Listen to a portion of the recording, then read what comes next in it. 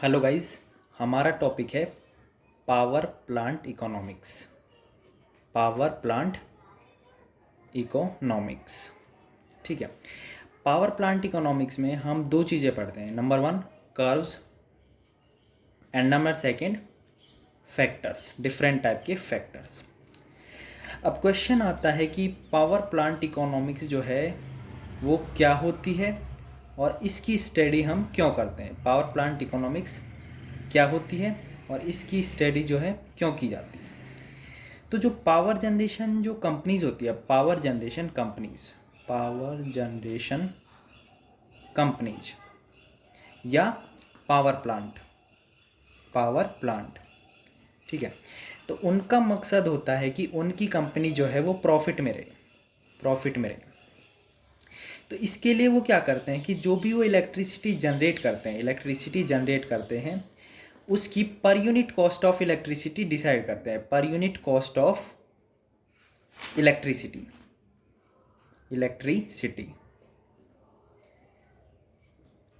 ठीक है। अब वो यदि per unit cost of electricity यानी कि 1 kWh की जो कॉस्ट है अगर वो ज़्यादा रख देते हैं तो कस्टमर्स को जो है ज़्यादा इलेक्ट्रिसिटी का बिल देना पड़ता है। इससे कस्टमर्स जो है कंपनी के लिए जो है कंपनी के प्रति नाराज़ होते हैं। अगर वो कॉस्ट कम रखते हैं तो उनकी कंपनी जो है वो लॉस में जाती है। तो उनको जो है ऑप्टिमम कॉस्ट डिसाइड करनी पड़ती है। Optimum cost of per unit of electricity, optimum cost of per unit of electricity. तो इसके लिए वो क्या करते हैं कि पहले से ही कैलकुलेशन करके रखते हैं। जैसे कि पावर प्लांट पर कितना लोड पड़ रहा है, ठीक है। पावर प्लांट पर कितना लोड कनेक्टेड है, किस टाइम कितना जो है लोड कनेक्टेड है, यानी किस टाइम ज़्यादा लोड कनेक्टेड है, किस टाइम कम लोड कनेक्टेड है, कौन सा कस्टमर है वो कितना लोड ले रहा है, कौन सा कस्टमर ज़्यादा लोड ले रहा है, कौन सा कस्टमर जो है वो कम लोड ले रहा है। तो इस तरह की कैलकुलेशन करने के लिए वो डिफरेंट टाइप के कर्व्स का, डिफरेंट टाइप के फैक्टर्स का यूज़ करते हैं। तो अल्टीमेटली जो purpose of power plant economics जो है, पावर प्लांट इकोनॉमिक्स वो क्या है? Optimum cost of per unit of electricity,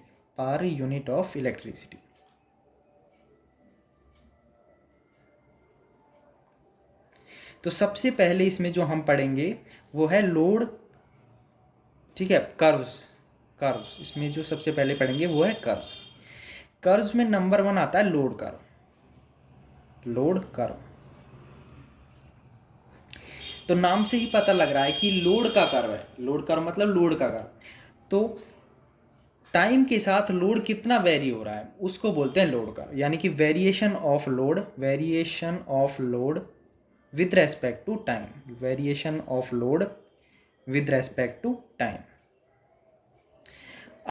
अब जो लोड कर्व जो होता है उसको हम 3 तरीके से ड्रॉ करते हैं। सबसे पहला डेली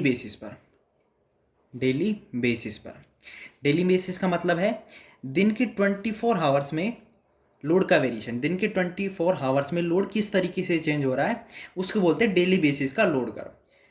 सेकंड हम करते हैं मंथली बेसिस का मतलब है कि 1 मंथ में 30 डेज में कैसे लोड चेंज हो रहा है, 30 डेज का लोड का वेरिएशन। नंबर थर्ड हम करते हैं ईयरली बेसिस पर। ये होता है कि एक ईयर में 12 मंथ्स के लिए, 12 महीनों के लिए, मतलब जनवरी से लेके दिसंबर तक कितना लोड चेंज हो रहा है, ठीक है। अब मान लो मैं एक डेली बेसिस का लोड कर्व बनाता हूँ, ठीक है। इस तरीके से यहाँ है अपना टाइम एक्स एक्सिस पर और वाई एक्सिस पर है अपना लोड।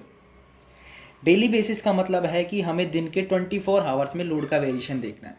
तो मान लीजिए मैं शुरुआत करता हूँ 12 AM से शुरुआत करूँगा, 1 AM पे जाऊँगा, ठीक है। इस तरीके से मैं 12 PM पर जाऊँगा, बाद में 1 PM और इसी तरीके से हम वापस से 12 AM पर चले जाएंगे। इस टाइम पीरियड में जैसे भी लोड चेंज हो रहा है, ठीक है, उसको प्लॉट करेंगे तो वो हमारा बनेगा लोड कर्व, ठीक है। अब अगर इस लोड कर्व का मैं एवरेज निकालूं, ठीक है, तो वो बनेगा average load of 1 hour duration. Average कैसे निकलेगा, इस लोड कर्व के एरिया में टोटल टाइम से डिवाइड कर देंगे और टोटल टाइम हमारा 24 आवर, तो ये जो आएगा ये 1 आवर ड्यूरेशन के लिए एवरेज लोड आएगा। इस कर्व में दो बातें और होती है। इस कर्व का जो भी मैक्सिमम पॉइंट होगा, मतलब मैक्सिमम लोड होगा, उसको बोलते हैं हम मैक्सिमम डिमांड। सेकंड नंबर जो चीज़ है वो क्या है कि जो इसका एरिया है, क्योंकि देखिए इसमें जो टाइम है वो आवर में है और लोड जो है वॉट में है, तो इसका एरिया जो है वॉट आवर देगा। मतलब जो एरिया है वो number of units generated in a day हमें देगा, number of units generated in a day, ठीक है। अगला जो कर्व है हमारा वो है लोड ड्यूरेशन कर्व, ठीक है। ये क्या होता है, जो हम लोड कर्व बनाते हैं उसका मॉडिफाइड रूप है, लोड कर्व का मॉडिफाइड रूप। लोड कर्व को क्या करते हैं, इसको वापस से बनाते हैं, रीअरेंज कर देते हैं, रीअरेंज किस तरीके से करते हैं, डिसेंडिंग ऑर्डर ऑफ लोड्स,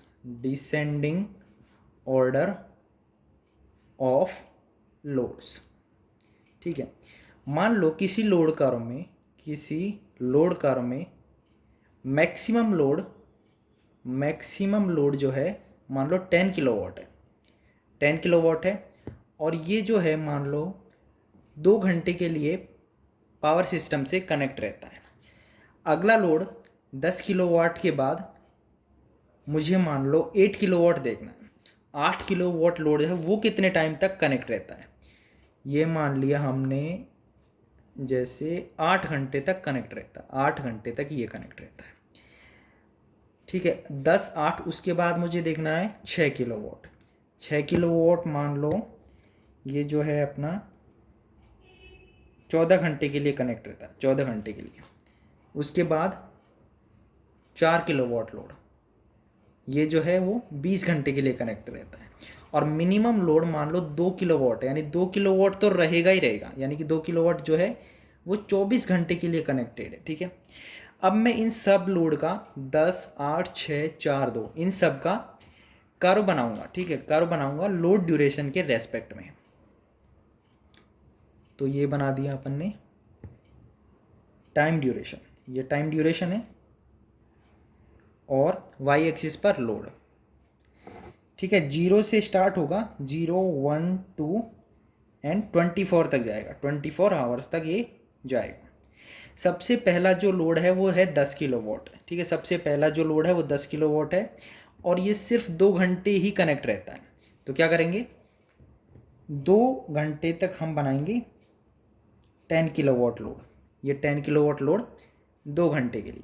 उसके बाद लोड है 6 किलोवाट जो है वो 14 घंटे के लिए कनेक्ट रहता है। अब 2 तो ये हो गए, इसका मतलब 14 तक जाएंगे, तो यहाँ जो है मान लो 14 है, इधर 14 है, तो ये जो कनेक्ट है, ये जो लोड है वो 8 किलोवाट 8 घंटे के लिए कनेक्ट है।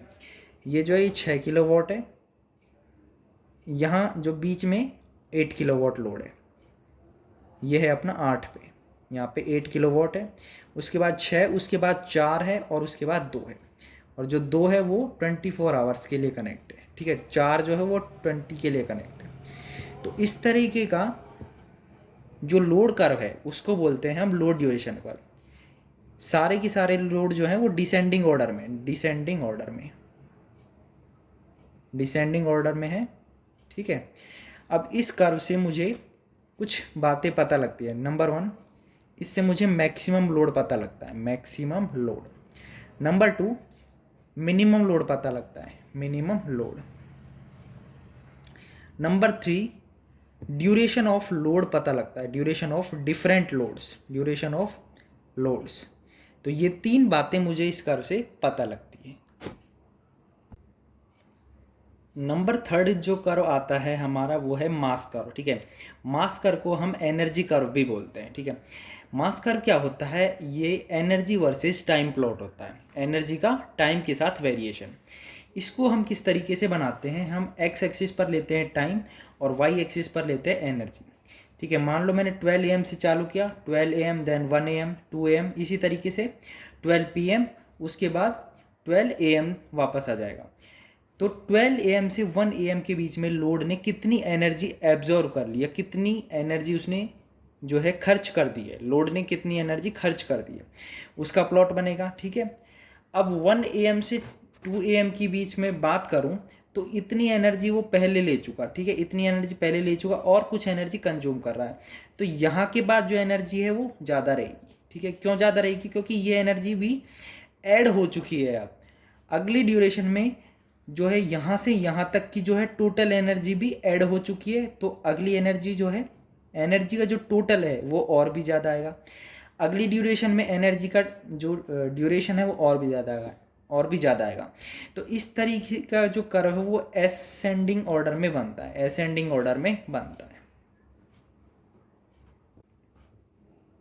इस कर्व से जो मुझे पता लगता है वो क्या पता लगता है, total energy consumed, total energy consumed, या हम कह सकते हैं capacity of the plant, capacity of the plant. ठीक है, यानी कितना KWH वो प्लांट जो है वो जनरेट कर सकता है। ठीक है, कितनी KWH वो जनरेट कर सकता है, इस चीज़ का पता हमें मास कर्व से लग सकता है। तो इस वीडियो में हमने क्या क्या देखा, power system economics, power system economics, इसमें हमने देखा load curve, load curve, load duration curve, load duration curve, and fourth number mass curve, mass curve. ठीक है, नेक्स्ट वीडियो में मैं आपको जो लोड फैक्टर्स जो होते हैं उनके बारे में बताऊंगा। ठीक है, उम्मीद करता हूँ आपको वीडियो पसंद आई होगी। वीडियो पसंद आई है तो कमेंट करें, वीडियो को शेयर कर दें जो लोग इलेक्ट्रिकल इंजीनियरिंग से रिलेटेड किसी एग्ज़ाम की प्रिपरेशन कर रहे हैं, और इसी तरीके के इलेक्ट्रिकल इंजीनियरिंग से रिलेटेड फंडामेंटल्स कंसेप्ट की जानकारी के लिए मुझे सपोर्ट करें, चैनल को सब्सक्राइब करें और बेल आइकन प्रेस कर दें। Thank you.